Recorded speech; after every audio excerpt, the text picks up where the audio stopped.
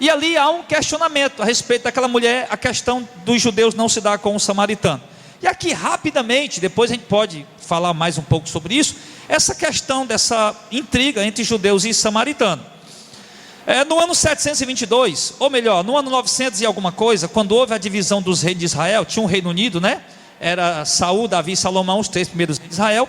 Depois o reino se dividiu, depois com a morte de Salomão veio o seu filho Roboão, e um cidadão também judeu chamado Jeroboão. Eles acabaram dividindo o reino.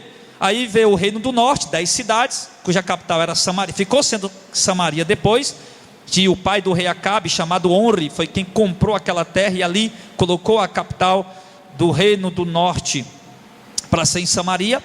E do lado do sul, que ficou chamado reino de Judá, ficou reinando ali o Roboão, tá? E ali várias dinastias, do lado sul, 19 dinastias, do lado norte, 20 dinastias, até que no ano 722, o lado do norte, né, onde era o reino de Israel, foi levado cativo. O último rei foi o rei Oséias, foi levado cativo para a Síria.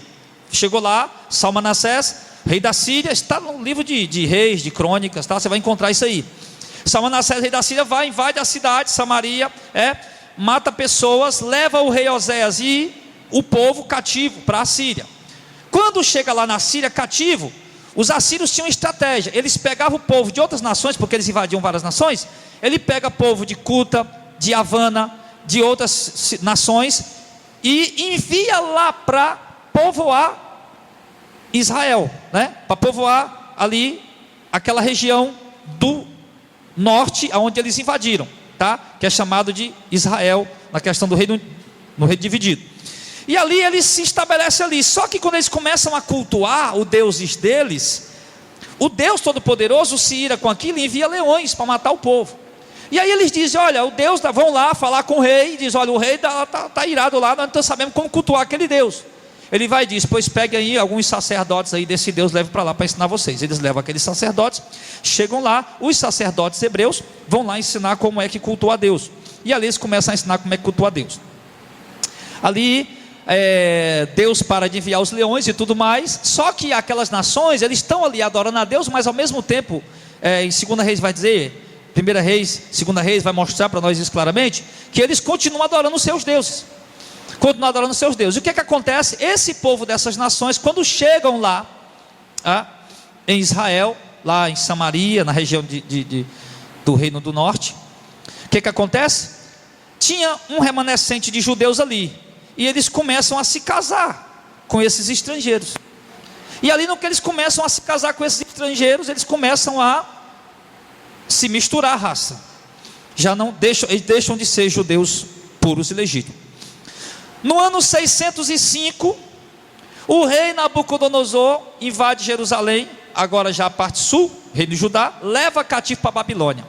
3 levas, né? 605, 597, 544, leva cativo para Jerusalém, aliás, para a Babilônia.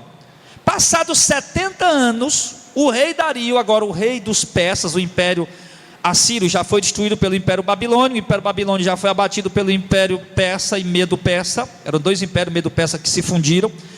Vão lá, destrói o império babilônico, emerge o império medo-persa, e ali o rei Ciro, ele baixa um decreto para os judeus voltar. Ali nós vamos entrar ali, Neemias, Esdras, né? Esses personagens aí. Eles voltam para Jerusalém, para reconstruir o templo, a cidade, porque se cumpriu 70 anos, a profecia do cativeiro. Voltam para lá. Quando eles voltam para lá, os habitantes de Samaria, que já não são mais judeus puros, são uma miscigenação, mistura de raça, né? Pedem a Esdras, Neemias, para ajudar na construção do templo, na construção da cidade. Eles não deixam, diz que eles não têm parte com aquilo. E o que é que eles fazem? Lá em Samaria mesmo, eles constroem um templo no Monte Gerizim, um templo lá no Monte Gerizim. Só que esse templo, uns 200 anos depois, ele também foi destruído pelos imperadores de Alexandre o Grande, que assumiram o poder. E ali, mas aí isso não impede, eles constrói o templo e ali coloca o lugar de adoração. Já que eles não podem adorar em Jerusalém, fica adorando em Samaria. Olha que é tudo pertinho. Se você olhar no mapa, vai ver, Jerusalém e Samaria é bem pertinho. E ali os samaritanos se estabelecem. Samaria, quem nasce ali torna-se um cidadão samaritano, aprendendo desde a infância que tem que adorar no Monte Gerizim, que aquele que é o templo. Eles aceitavam o Pentateuco, os 5 primeiros livros, o resto eles não aceitavam. E lá em Jerusalém está lá o templo, reconstruído por Esdras, por Neemias, está lá o templo, cidade reconstruída, adorando Deus lá, realmente conforme toda a lei ordenava, toda a lei mandava.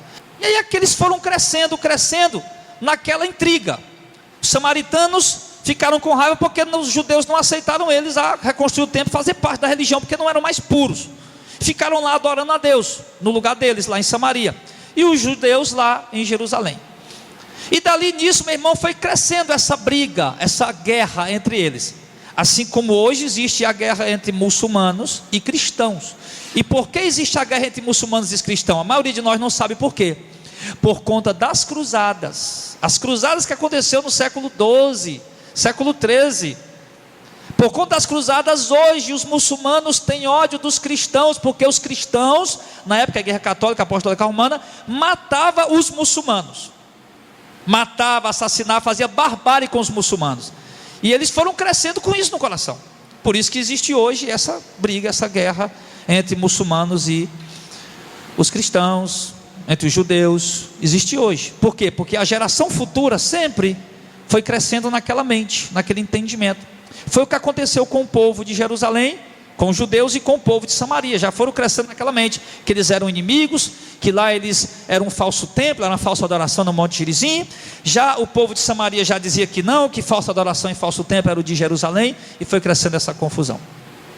E a confusão era tão grande, meu irmão, que dizem que quando um judeu viajava para as regiões da Galileia, que algumas vezes eles preferiam ir por dentro de Samaria, por conta de ser uma estrada mais próxima, o que acontecia? Acontecia que os samaritanos sempre colocavam mortos na estrada, colocavam ossos de mortos, carcaça de mortos no meio da estrada, para os judeus passarem ali, e não querer passar, mas se passar, tocar em algum morto, ficar ritualmente impuro e não poder prestar os cultos deles ao Senhor. Então tinha essa confusão terrível, terrível, tá? Entre judeu de fato e o samaritano. Tanto é que os judeus diziam: se Jesus é um samaritano e está endemoniado. Era uma forma de xingar a pessoa. Você é um samaritano, rapaz. Era uma forma de xingamento. Hoje, como os evangélicos têm a moda de dizer: rapaz, tu é uma amalequita, né? Quando o cabo é um crente meio torto, né? Rapaz, tu é uma amalequita, servo do capeta, né? É um sinônimo, né? De coisa ruim, de alguém que é ruim. Então os samaritanos, quando o judeu queria xingar alguém, chamava a pessoa de samaritano, né? Querendo de forma pejorativa, degenerando a imagem da pessoa. E aí existia essa confusão. Por isso que quando Jesus chega lá e tem esse diálogo com aquela mulher, a gente percebe essa divergência ali por parte da mulher, porque Jesus não estava preocupado com isso.